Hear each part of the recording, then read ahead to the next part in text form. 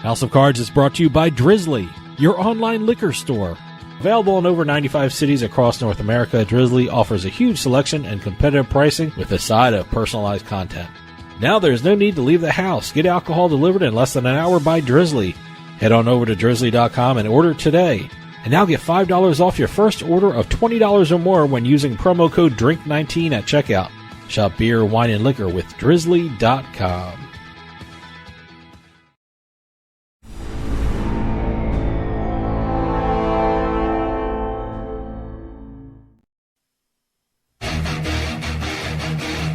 Ladies and gentlemen, boys and girls, You're listening to House of Cards. Today, the game is different. I want to gamble. Gambling is a very serious business. Is that clear?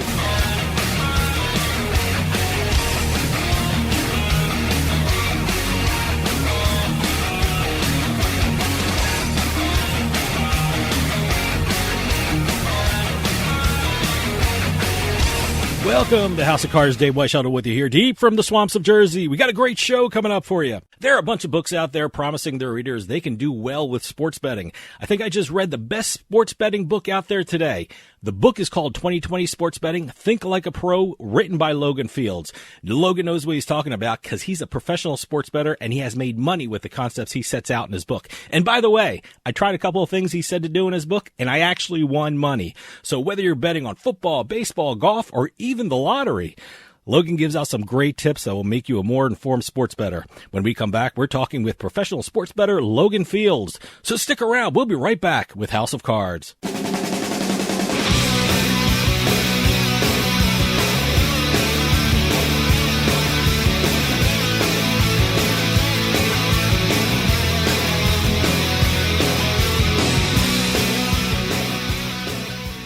I owed the IRS $10,000. The IRS garnished my wages. They put a lien on my house. I'm self-employed and didn't report all my income. They claim I owe a lot more than I do. The IRS is the most powerful collection agency in the world. They do not give up until you pay. I couldn't sleep. We were being audited. I called Tax Solutions Now, and a great big weight was lifted off my shoulders. I called Tax Solutions Now, and they got the IRS off my back. Tax Solutions Now had my wage garnishment lifted in 48 hours. Tax Solutions Now can get you help. Our agents know the rules, can stop the pain, and get you the best deal. Tax Solutions Now saved my business. I qualified for the Fresh Start program. I paid less than I owed. We connect you with a team of former IRS agents and tax professionals who get the IRS off your back. Time is running out. Call Tax Solutions now. Call 800-297-9788. 800-297-9788. Psst. Yeah, you. Come here. Haven't you heard? We don't need to hide anymore. Now, we can shop privately for adult products at adamandeve.com. They've got massage oils, lingerie, and lots more we can't mention here. Use the offer code SPICE404. They'll give you 50% off almost any one item, 3 free DVDs, free mystery gift, and free shipping. That's 50% off, free shipping, and more. Private shopping starts at adamandeve.com.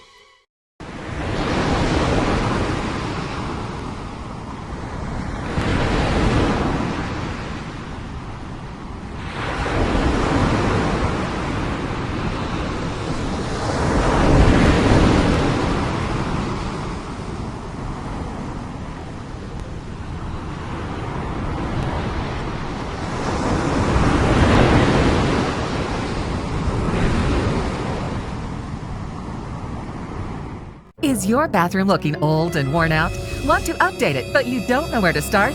Then let BCI Bath & Shower show you how to turn that old bath into an aisle of beauty and functionality. Our residential bathroom solutions provide the best value on the market, and our customer service is second to none. Our cost-effective BCI Bath & Shower family of products has what you need.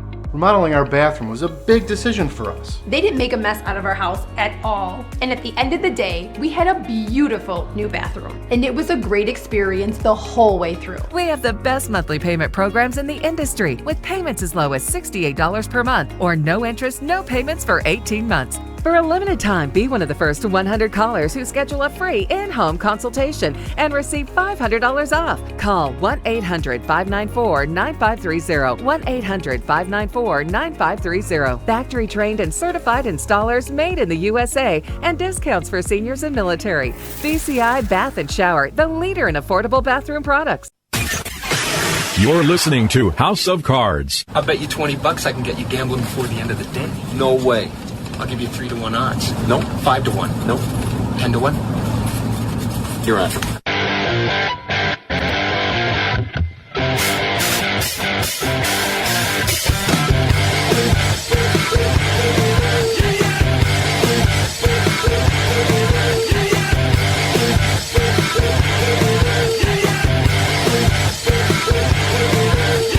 Welcome back to House of Cards. Dave Weishottle with you. Doing the show, I get to read a lot of books about gambling and sports betting, and recently I just read one of the best. It gives you tips about betting on football, baseball, golf, and even lottery. And we're going to hear all about it because on the line we have the author of 2020 Sports Betting Think Like a Pro, Logan Fields. Logan, thanks for joining us. Oh, great. Good to be here. I got to tell you, congratulations on such a great book. It's packed with information. I mean, I have my copy in front of me. It's underlined. I have things highlighted and starred. It's a really great book. I mean, and you're a professional sports bettor, and you have a great story about how you got started in this business. At what point did you think or get that concept that, you know what, I can actually make money sports betting? This was way back in 1999. Man, 22 years, time flies. I was driving home from work, and the concept of betting on sports online was completely foreign. And I kept hearing ads on sports radio about this casino, that casino, or that sports book. And eventually I looked into it, and I couldn't believe what I saw. There was just hundreds of sports books. I signed up that very night because I wanted to take advantage of the Match Play Golf Championship. And if you follow golf at all, this is the annual competition where they'll pit the number one seed against the 64 seed, and they'll battle it out. And I knew there had to be value in underdogs because that old cliche, any player can beat any other player on any given Sunday. Well, it doesn't apply to golf exactly, but I knew there was value. I jumped on and had success pretty quickly. That weekend, I think I sent in $1,000 on my credit card. I mean, I didn't have much to start with. And by the end of the weekend, I was up to $2,000. I mean, it doesn't sound like much, but this was the best sports betting week of my life. So I continued on, and I found one play that just really set me to high heights. The field bet in golf. When Tiger's listed to win a tournament, he'll be, let's say, 8-1, or in the past, of course, that doesn't apply now. But they also had a second column where you could bet at reduced odds whether he will place in the top four, and that was reduced by four times. So you got 2-1 for him to place in the field. So I looked at the sheet and I saw that they had the field play, which is everybody else not listed. They would have 30 guys listed. And by betting the field, you're taking everyone else. So to win, you could bet 4-1 on the field, but they also had that place wager where if anyone in the field finished in the top four, you would win even money. And I did some calculations, and I figured that I had about a 95% chance of winning that bet. I mean, if you're listing 30 golfers, what are the odds that those 30 will finish top four? There's always going to be somebody else. So I knew it was just a gigantic opportunity. So I spent, the next days and weeks at Western Union outlets sending all the money I could to these offshore sports books. And sure enough, I was off and running in no time. And undefeated, I think I played it probably 2 or 3 months before they eventually stopped offering it. So that's how I got my start, pretty much on one play, and I was off and running from there. It's a great story that you set out in your book. I mean, and I'm curious, what was the inspiration for writing the book 2020 Sports Betting Think Like a Pro? I mean, who did you want to reach with this book? Primarily recreational bettors that I figured I could provide some insight that might make their betting more enjoyable. It's not going to be for the guys building models, the sharpest of the sharp. They might find a couple tidbits here and there, but mostly I'm reaching out to recreational gamblers and to teach them how to up their game. It's not like other books where I'm going to go over what's the value. Should I take the 3? Should I take the 3.5 at minus 130? Not a lot of discussion there. I'm pretty much specifically addressing actual bets that I made and the thought process behind it, which is the title of the book, Think Like a Pro. I want to inform the readers of how you can be successful at this. I want to jump right into the book. And since we are approaching, and when we're recording this, we're just about ready to start football season, is that the most popular sport to bet on? I mean, regardless of if you're a professional sports bettor or a recreational bettor, is football king in terms of betting? Football is king. It's always been king. The limits are higher. The opportunities, we're talking hundreds of prop plays, opportunities for college and NFL pros, the NFL. And it's just unbelievable opportunities.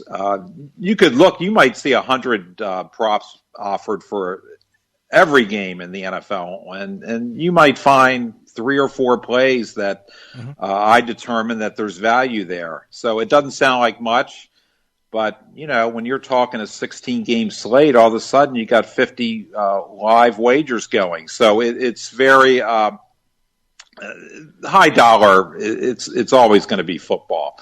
Golf is up and coming. Believe it or not, last January.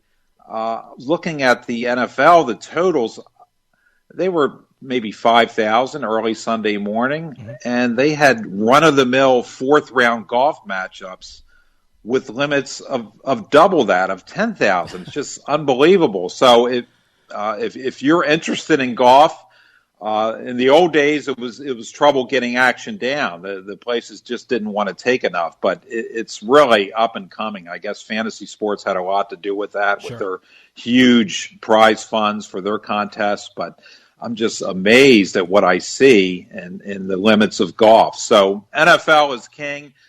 Golf, for me personally, is a close second. Stick around. We'll be right back with more House of Cards.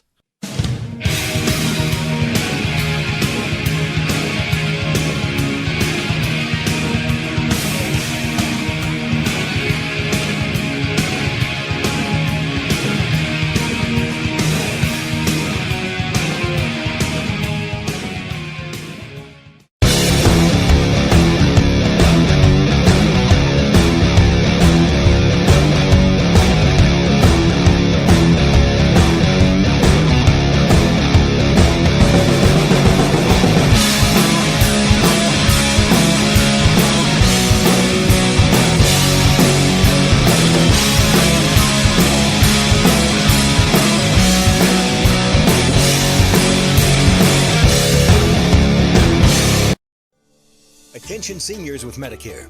This is an important announcement. Did you know you may qualify for a monthly Social Security rebate? Did you know you may qualify for a $0 monthly premium? That's right. You may qualify to get $135 added back to your Social Security check each month. Just call the Medicare benefits line to get your options. It's a free call. You may also qualify for $0 premiums, dental coverage, vision coverage, hearing coverage, and prescription drug coverage. With this type of plan, you don't need Medicare supplement insurance.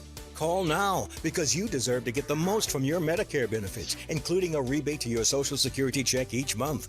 Agents are standing by with free information regarding Medicare benefits. It's a free call with no obligation, but it could mean big savings for you. Call the Medicare benefits line now to see if you're eligible for a Social Security rebate. Call 800-574-6770. 800-574-6770. You're listening to House of Cards. Your Majesty, the royal wrestlers await. I'll bet on the little guy. How much? 3,000 guineas, 2 geese, and a duck. That's a foul bet.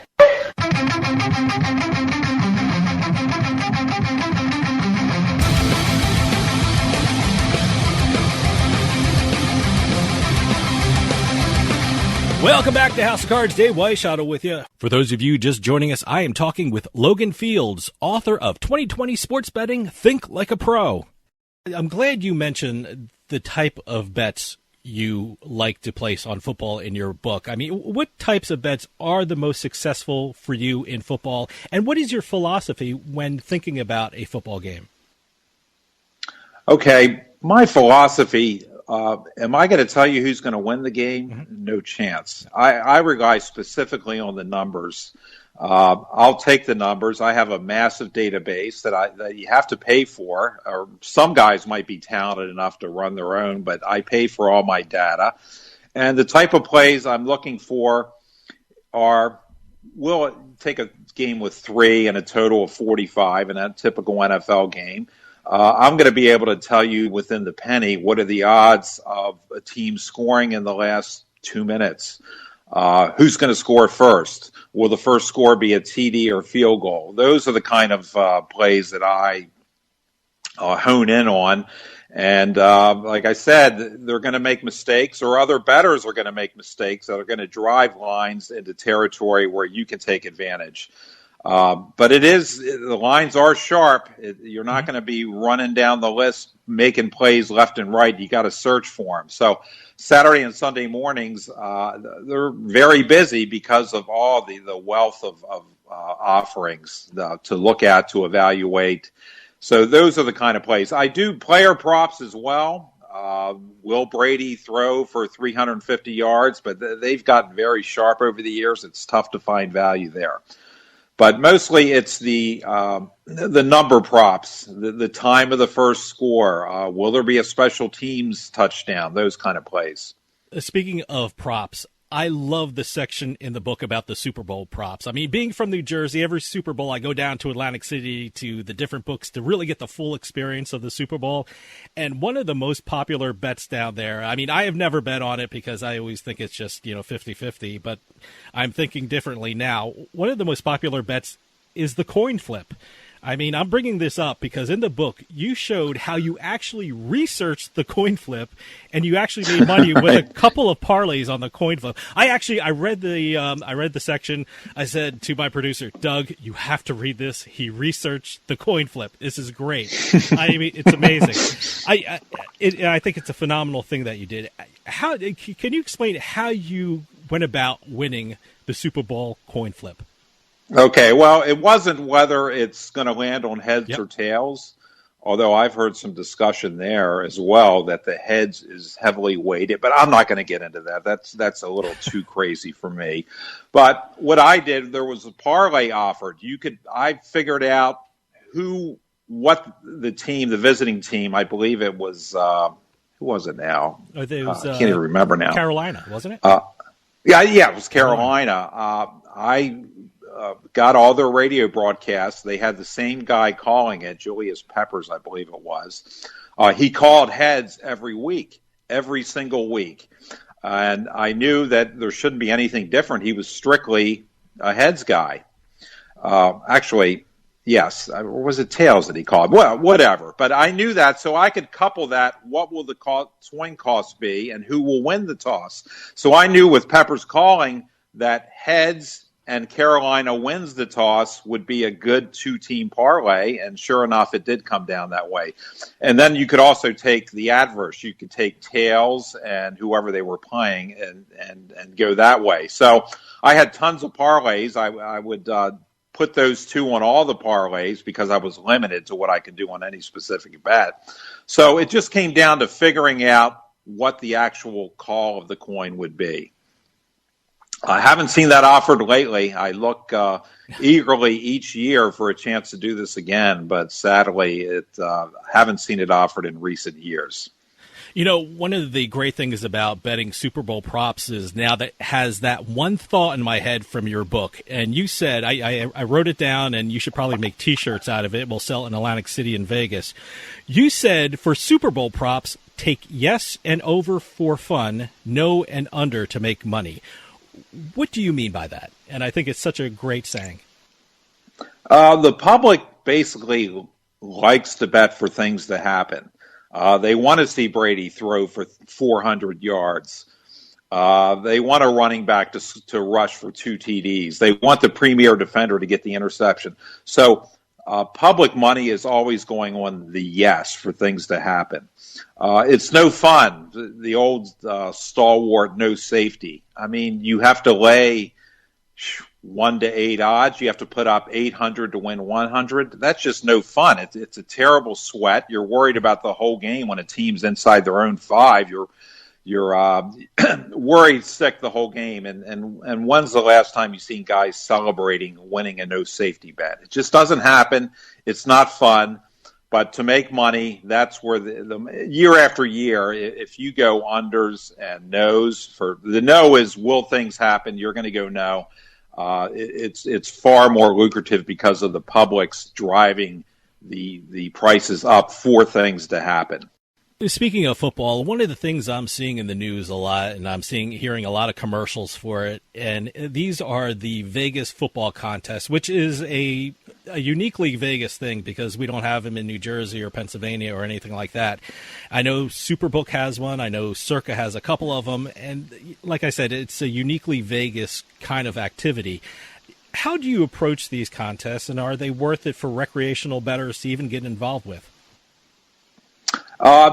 Pretty much for fun, and I have a chapter in the book about the Super Contest, and you'll see that anyone can get the hot hand. It's not the professionals that are winning; it's the barista at Starbucks who won 2 years ago. It's very ordinary sports bettors who just happen to get the hot hand. So it's kind of like playing the lottery. And I looked at all the past winners and evaluated how have they done. Do these guys really have something special? Should we follow them? Should we pay them for their picks? Their records since winning, going back 10, 15 years, I looked at all the winners, very pedestrian. And I always say beating the NFL is a tough slog. I mean, next to impossible. Maybe there's a select few that can do it. As far as the contest goes, my approach, I'm taking a contrarian approach. I'm going to go with teams that other people. There's a lot of squares in this contest. It costs $1,000. You might think that that's going to be more conducive to professional action, but it's mostly recreational bettors. And recreational bettors like the hot hands. They like the favorites. So I'm going the rest, figuring if I can even now every 3 weeks there's a prize. So if I can get a hot 3 weeks taking teams that other people aren't taking, then I could win one of the 3 week prizes, the 6 week prizes, or I could go the whole season and land in the money. So I'm really going. I don't want to take teams that other people are on. Well, with football starting, it also means that we're coming toward the end of the baseball season. How do you approach baseball betting? I know you made a point of it in the book, saying the key to finding value bets is based on the large number of games and building or buying a huge database. How does a bettor use those aspects of the game to find value bets? The advantage about baseball, there's so many games. I think there's over 2,000 a season. So my database is 20 years old. I can tell you exactly, if you give me an over-under of 7.5, I can come within a penny or two of telling you or showing you what the odds are for a run in the first inning. It's not rocket science. You just take all the games, the thousands of games, with an over-under 7.5, and you're going to come up with a really accurate number. And as I display in the book, or I discuss in the book, that on an NFL Sunday, come baseball playoff time, there were odds on the run in the first inning that were just way out of whack. There's value sitting there all day in the Vegas sports books on a Sunday. Everybody's focusing on the NFL, and there's value just staring at you. So those are the kind of plays that I focus in on, the plays that other people aren't paying attention. Because the plays that people are paying attention, the NFL sides and totals, it's going to be really difficult to beat that long term. So baseball props are one of the ways that I can win long term. Stick around. We'll be right back with more House of Cards.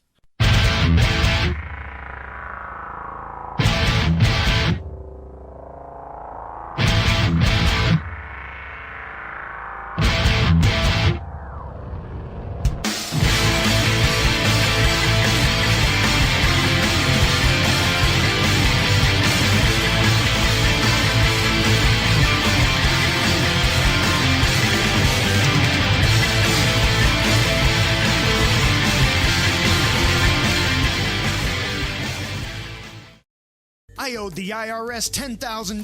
The IRS garnished my wages. They put a lien on my house. I'm self-employed and didn't report all my income. They claim I owe a lot more than I do. The IRS is the most powerful collection agency in the world. They do not give up until you pay.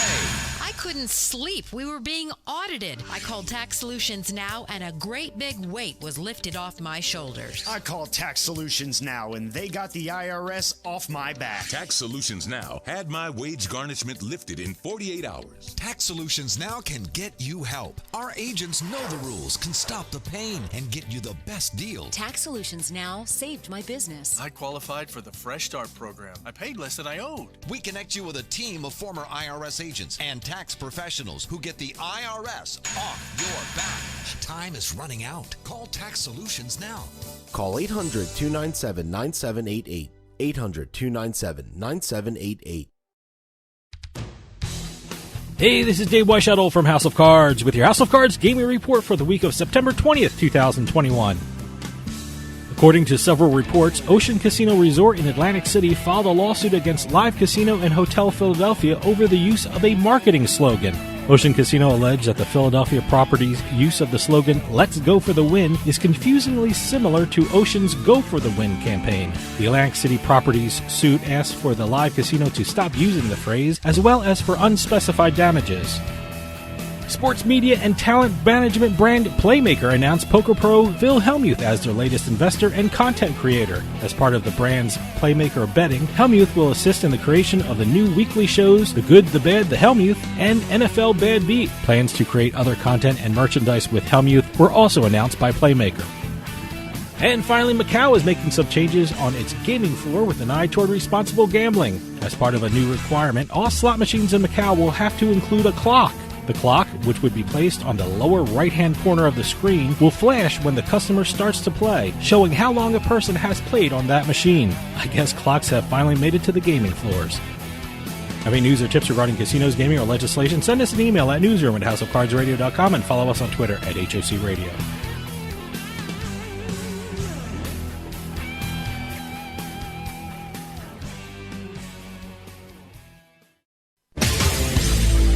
You're listening to House of Cards. I'm talking sick piles of money. I'm talking lay on your bed in your Vegas room, throw the money in the air, and dance as it showers down on you money. I'm talking frosted glass limo money. I'm talking big cowboy hat, silver turquoise buckle money. I'm talking gambling.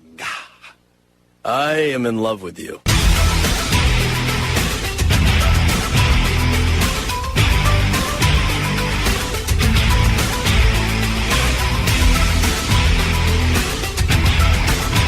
Welcome back to House of Cards. Dave Weishuttle with you. For those of you just joining us, I am talking with Logan Fields, author of 2020 Sports Betting, Think Like a Pro. You know, I am so glad you brought up the scoring in the first inning bet because I read it in your book.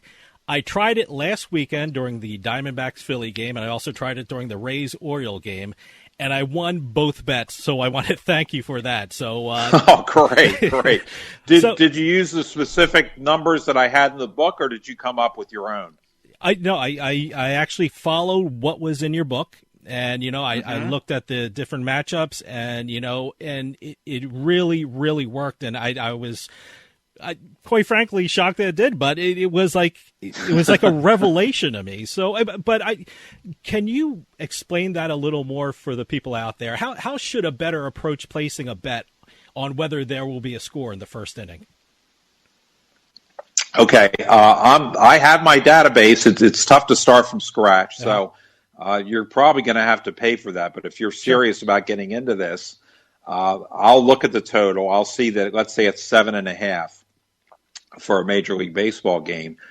You can find, and I'll throw in the run line as well. Say it's minus 150 for the home team. I can find in my database 500 games with that exact scenario. So if you run the numbers, you can figure out exactly what the odds are that there will be a run in the first inning. Let's say it's 260 times there was one scored and 240 times there was not one scored. That means the odds are roughly going to be minus 110 on the yes. And with an over-under 7.5, that's pretty low. You're going to have some studs on the mound, and once again, the public enters and they're thinking, "Oh, this is easy money with those two guys. There's not going to be a run in the first inning." So it drives up the prices. So for, as I mentioned, it should be minus 110 for the yes. There should be a run scored in the first inning. I'll see odds of plus 120, plus 130. It just gets wild, crazy, especially right before the first pitch. So once again, it's the public driving up prices, and which creates value for the astute bettor that's done his homework and knows exactly what the line should be. So basically, it's just using past data to predict what's going to happen in a specific game. You know, one of the great things about your book is that you say you should look at the soft sports to bet on. I mean, those sports you classified as auto racing, tennis, soccer, boxing, and hockey. Why do you feel that there's a lot of money that can be made through those sports? Basically, there's less interest, although tennis, that's getting a lot of sharp action lately. Just basically where the big money, where the sharp action is, there's not going to be a lot of value there. These are lower limit sports, and it's just a way to make money with lower limits. I'm not one that's going to have a $10,000 wagered on a football game, but I may have 100 bets with 200 maxes. So, it comes out the same. You're not going to have the big highs and the lows. But so lower limits equal, but a high volume. So that's pretty much how I get it done. Tennis, you mentioned. I do some tennis over-unders with sets. And once again, I have a database there as well. So I'm very seldom am I making a bet because I think something's going to happen. I could show you why I'm making the bet based on historical information. If you got a big serving guy like John Isner, what are the odds that his match is going to go over 25.5 games? Things like that. I can show you with data why I'm making the plays I do. Very little intuition goes into what I'm doing. Speaking of soft sports, I'm always astounded at how anyone makes money off of table tennis, but I know they love it in Colorado, so good for them. If you make money off it, great. But right. I'm interested, you mentioned hockey as one of the soft sports, and here in New Jersey, I'm constantly getting promos for the Philadelphia Flyers, Jersey Devils, New York Rangers, New York Islanders. The fact that sportsbooks are really paying attention to these sports in the form of promos, is it harder to find value bets when sportsbooks really concentrate on sports like that, the soft sports as you call them? I believe because if there's enough focus, suddenly that soft sport turns into something a little more harder. Once again, as far as winners and losers in hockey games, I don't have a clue, but what I focus on is what team will score first. What are the odds that a game will have the winner will have 3 goals? Will there be overtime? Scoring in the first 10 minutes. So those are the kind of props that I look at. They're still soft because once again, limits are low, and the sharp action is not going to gravitate towards these kind of plays. I should also mention that the challenge, somebody said years ago, the winning the money is not the hard part. It's staying under the radar. A lot of these books, specifically, you could probably tell me more in Jersey. I'm hearing things that they're very quick to cut off winners. Yep. So you're going to have that problem. Half the battle, you got to stay under the radar. And once in a while, there are higher dollar plays that I'll make on a side or total, just to not only be a prop specialist, which is going to get their attention. So sometimes it's required to mix in some action, depending on the specific sports book. I mean, there's some books that will take on anything and everything, and you don't have to worry about that. But I understand that is a problem playing the props, especially in Jersey. Well, I want to ask you about another challenge, in that sports betting is constantly changing. And one of the reasons is that sports are changing. I mean, in football, they moved the extra point back. There's a 2-point conversion. Kickoff returns are really a thing of the past. And now there's 17 games a year. In baseball, in extra innings, there's automatically a guy on second base that you have to figure out how the odds figure in with that. And just now, with regard to the NBA, I know books are now taking into consideration the idea of load management, making the season totals a little lower from what they have been. How are you as a sports bettor adapting to these changes, and how can you follow the trends when, things are changing that quickly? Boy, Dave, you really hit on something with this baseball extra innings. I heard a month ago they weren't going to continue it for next year by putting the guy on second base to start the extra innings. But these are the kind of things that come up and you can make some money. I looked at that extensively. I've been monitoring it all season. When you put a guy on second base, believe it or not, in the top of the 10th, some teams are trying to bunt him over to third base. I mean, Bill James proved that years ago that bunting is but there's still some stubborn old school coaches that continue to play this kind of baseball where you're trying desperately to get the guy over to third, and yet it's kind of like a cheap run because the home team's going to come up with a guy on second anyway. The real run, you want to score 2 runs in the top of the 10th. That's what you want to do.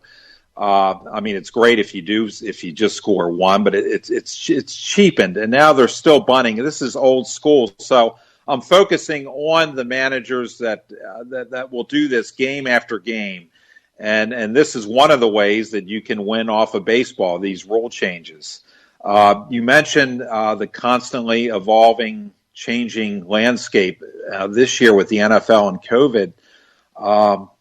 Who knows what's going to happen with these season. They've said that last year they got in all the games, but this year they said there's going to be forfeits. If they can't fit them into their 18-week schedule, teams are going to forfeit games. I think, to me, this says that everything will gravitate towards the middle on season totals. If you got a team with like one team, who did I see that has 4? Their over-under is 4. I believe it's Houston. Yeah. I mean, and then you have other teams on the other end of the spectrum that are at 12. I think Tampa's at 11.5. Kansas City 12.5. When you throw in the intangible of potential COVID-related forfeits, this throws everything out of whack. So I'm thinking overs on the lower. The teams with lower win totals, and under on the teams with higher win totals. So it's constantly changing. The extra point you mentioned as well. The lack of kickoffs, that I discussed that in the book as well. Mm-hmm. That you've seen a sharp decline in special teams touchdowns. And I think the books are finally catching up, but for a year or two, that was very lucrative. You just take no, because you're eliminating 10 to 15 touchdowns a year on kickoff returns, and there's only 256 games, so that's significant. So these are the kind of things, anytime you see a rule change, if you have analyzed it correctly, you can find value in props that you would basically ignore in the past. Now, in terms of betting, you said that golf is your favorite sport, and the section on golf betting is so good in 2020 Sports Betting Think Like a Pro. It's a fascinating read. What is it about golf that makes you a successful bettor in that sport? Okay, years ago, I would look at the board, I would analyze, I would do the old school method of looking at course form, current form. That has gotten a lot more difficult. There's way more sharp action than there was 10 years ago, and the lines are very tough. It's almost getting to be like the NFL. The lines are really sharp, and you're talking a 30% spread. It is tough to beat, but that's not saying there are not opportunities that come up. I talk a lot about golf injuries in the book. When you talk about the NFL, Tom Brady, he didn't practice on Friday. There's a flurry of activity. The line moves, and he's one guy on the 50-man roster. On golf, when you have an injury, he's the whole roster. I mean, that's it. And if you find out a golf is injured, he's not going to play most of the time. They always say the old cliche, beware of the injured golfer, but that's pretty much just a cliche. I haven't found that to be accurate in real life. I mentioned in the book, I read the night before the British Open starting, and there was a golfer, Chris Wood, who was crying in tears because of a neck injury. And when I'm handicapping a golf match and I see that one of the combatants is in tears the night before he tees off, that's a green light special to me. I think that could go for any sport. I mean, anytime you got guys crying, that can't be good. So I jumped on Chris Wood for all that I could. I mean, I didn't even know much about him. The only thing I knew about him, he was a tall, skinny guy. He's like 6'6". But other than that, I saw the tears, and I faded him big time. And believe it or not, the next day he played 12 holes and then dropped out. Mm-hmm. And it's not like tennis where the match has got to go the duration. In golf, you hit one shot and you drop. The other side's a winner. So those are the kind of things that I focus on. I'm getting away from trying to analyze because I haven't been real successful doing it old school and handicapping the matches in recent years. So now I'm kind of going after the low-hanging fruit. I'm spending time looking at the fantasy sites for information on golfers that may be injured or not at 100%. And what I really need, what would be great is to have a guy on site, like a caddy or something. Can you imagine the information you could get from one of those guys?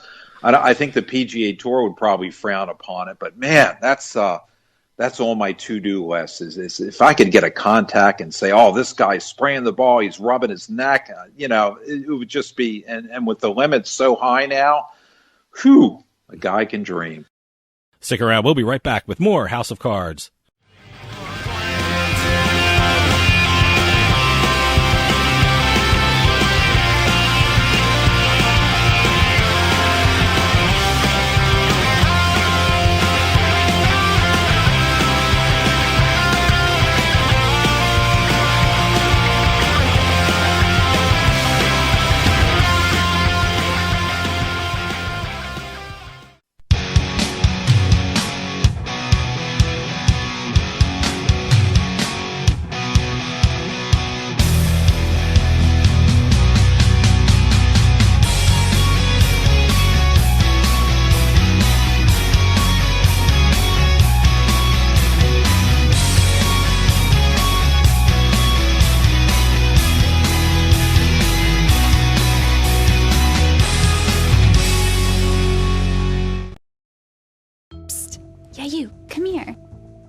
Haven't you heard? We don't need to hide anymore. Now, we can shop privately for adult products at adamandeve.com. They've got massage oils, lingerie, and lots more we can't mention here. Use offer code SPICE404. They'll give you 50% off almost any one item, 3 free DVDs, free mystery gift, and free shipping. That's 50% off, free shipping, and more. Private shopping starts at adamandeve.com. You're listening to the House of Cards. Knife. not thrilling. Good night.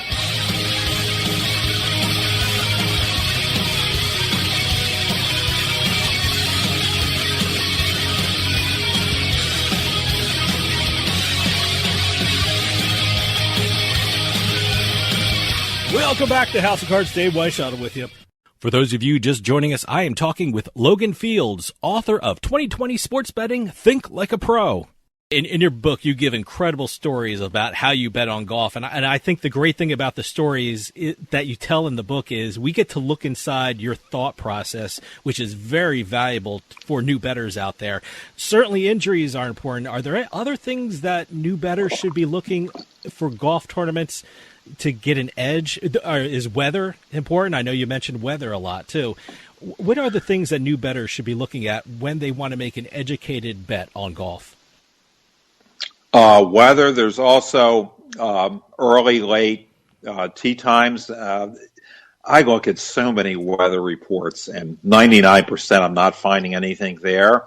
But on a European event just 3 weeks ago, it was played in Scotland. When you play in Scotland, the weather is very fickle, and I found a big advantage for a guy playing early on Thursday and late on Friday. The bad weather was Thursday afternoon, and I think I went like 13-2 playing this. So there's opportunities. It's worth it. So weather can be a big advantage. Most of the time, it's a waste of time.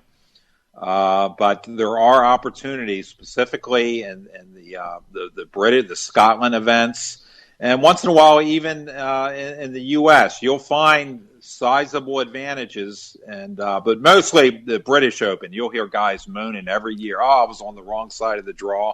And if you get that early enough, you can take advantage of it. Now, I just spoke with the head of gambling of the PGA Tour, Scott Warfield, and I know golf is making a big push to increase betting on the sport. As a gambler, is that good news for you, or do you think that since the PGA is going to be paying more attention to sports betting, it will be more difficult for you to find value bets on the sport?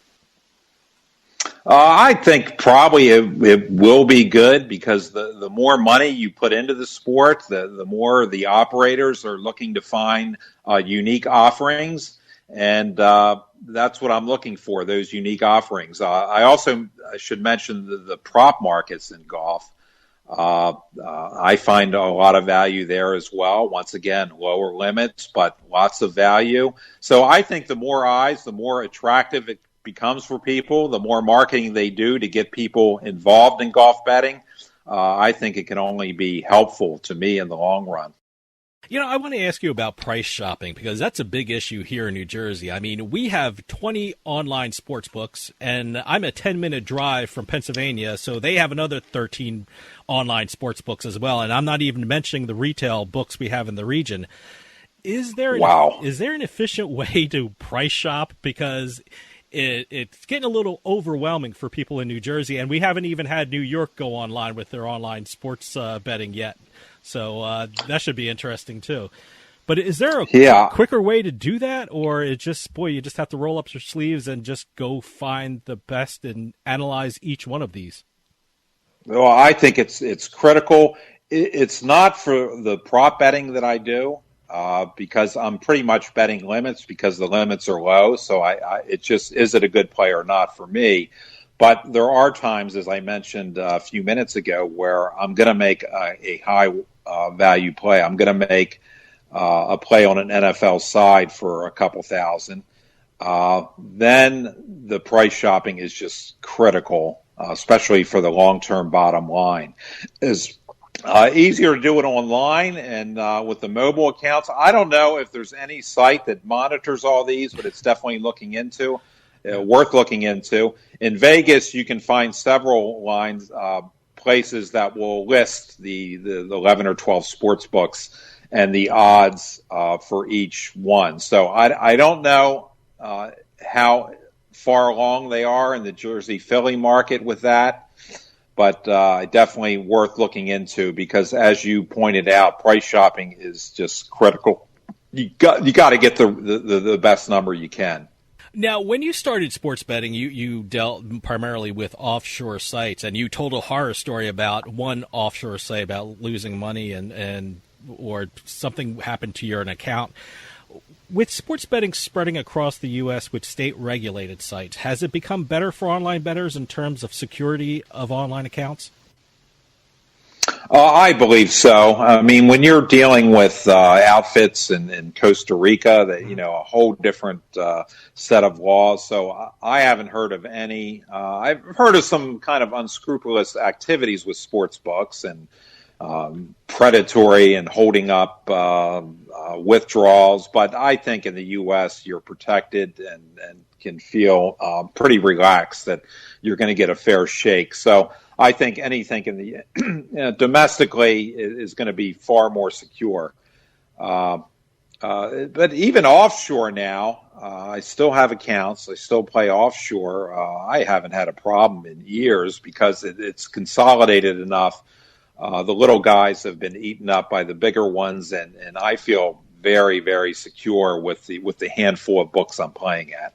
Now, your book, 2020 Sports Betting, Think Like a Pro, is very complete. I mean, you talk about strategies even for blackjack, lottery, you even talk about Jeopardy. We don't have a lot of time left, but I want to ask you about the lottery because it seems like everyone plays the lottery. Give people some tips that you set out in the book that they should know about when they're playing the lottery.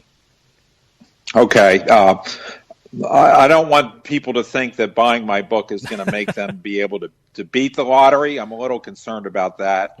I'm getting angry emails. But as I said, there's some value in dreams, and the lottery is a dream. I can tell you how to improve your odds. I'm not going to tell you how to beat the lottery, but in pari-mutuels where you're picking your own numbers and the payouts are arrived at by the number of winners, you can be kind of like a contrarian strategy.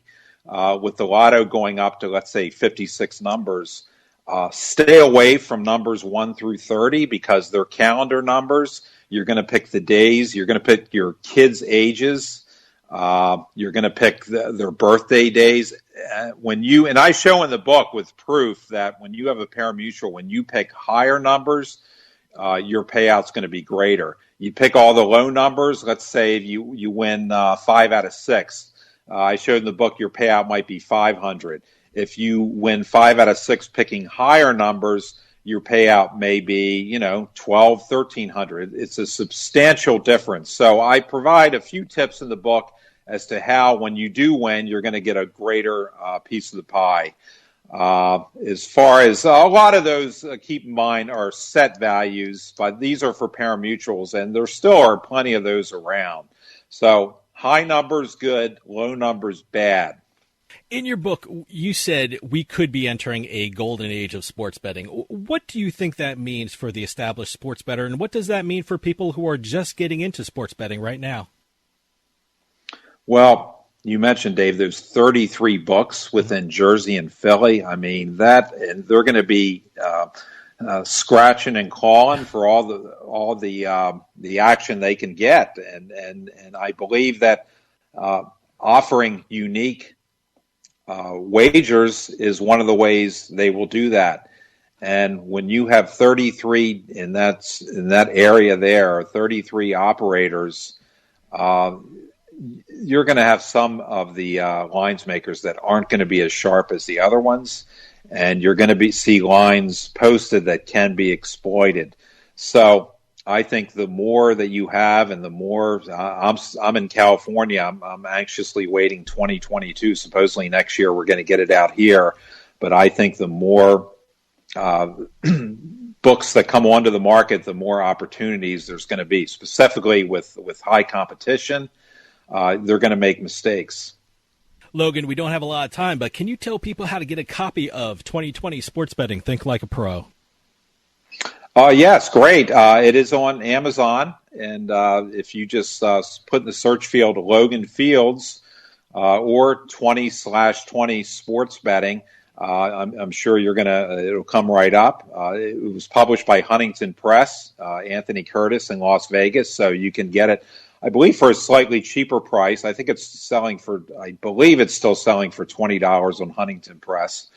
And To reach me personally, I'm Logan Fields 49 at gmail.com. I'm also on Twitter, Logan Fields 49. Logan Fields, author of 2020 Sports Betting Think Like a Pro. Thank you so much for coming on and telling us about the book. The information in the book will not only help new sports bettors, but I think it's a valuable read for people who have been betting for years. Thank you for taking the time to talk to us about it. I appreciate it, Dave. It's been a pleasure, and thank you very much for your enthusiastic support for it. Absolutely. Thanks again.